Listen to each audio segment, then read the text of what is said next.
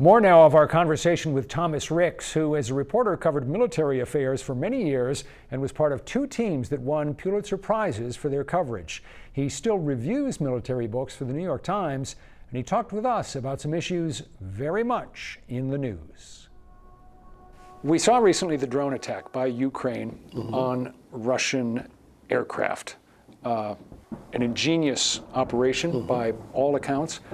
And it shows what drones are capable of, and clearly they're only going to be capable of more in the years to come.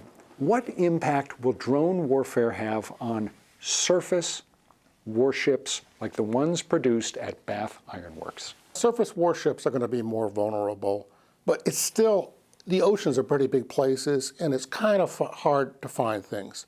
My real concern is the principle of concentration of force, which has been a basic principle of land warfare. Concentrate your people together.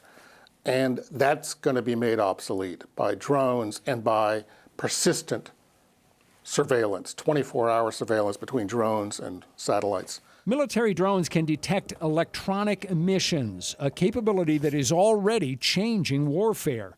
Because anytime people use a cell phone in a war zone, they may be revealing their location.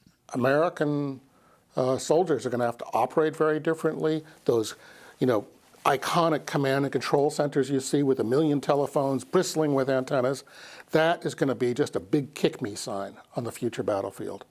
So we're going to have to learn to operate very differently in the field. We're going to learn a lot from these Ukrainian operations. People talk about how we need to go give them aid and training. Frankly, the Ukrainians have a lot to teach us at this point. And they taught Putin a lot, and I think they also sent a message to Donald Trump, which is we have a lot more cards up our sleeve than you think. Nobody has a good sense of just how this war is going to unfold, but what's your best guess? Right now, in some ways it's a stalemate. In other ways, Ukraine seems to improbably have almost the upper hand. In other ways, Russia might. So it's hard to tell where it's going, but what's your best take on it? I kind of agree with you that Ukraine is actually doing better than we suspect. Vladimir Putin is an autocrat and a dictator. And one of the lessons of dictatorships is that they're always weaker than they look. I think Ukraine has really surprised everybody, most of all Vladimir Putin. And I'm kind of optimistic in the long run about Ukraine. It sure seems as though the nature of warfare is changing way faster than anyone would have foreseen. And that what is going to be happening with drones and with artificial intelligence and with all the other changes that are coming in technology, that it's extraordinarily difficult to figure out what warfare is going to look like in the years to come. Countries fight as they produce. That is to say, war is very similar to economics for countries.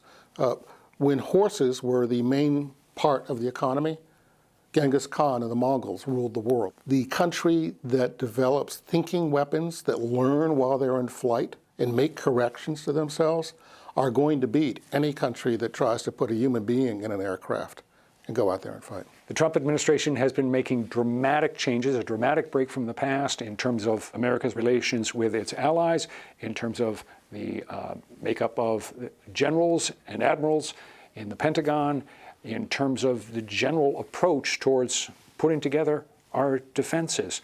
Are we moving in the right direction, or is the Trump administration leading us into a path in which the United States will be less secure than it was? The Trump administration is severely weakening the U.S. military establishment in almost everything it does.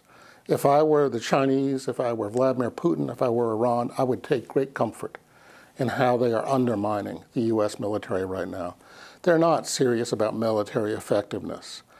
Their main program with the U.S. military is making it politically aligned with reactionary Americanism, doing things like taking the name of Medgar Evers, an American hero, off a ship because he's black. I find that disgusting. I mean, it actually brought me to tears when I heard about it. Medgar Evers, before he was a civil rights hero, served in the U.S. Army in World War II, comes back and is shot in the back by a white supremacist. The bullet comes out through his heart. He dies in front of his wife and children. And then again and again, the people that the Trump administration has fired disproportionately have been black females and the black chairman of the Joint Chiefs. These are not moves made to increase military effectiveness. These are moves made by people who really are white supremacists in their orientation and ideology. If you would like to share one or both parts of our conversation with Tom Ricks, you'll find them, as you'll find all our stories, in the 207 section of our new Center Maine app or website.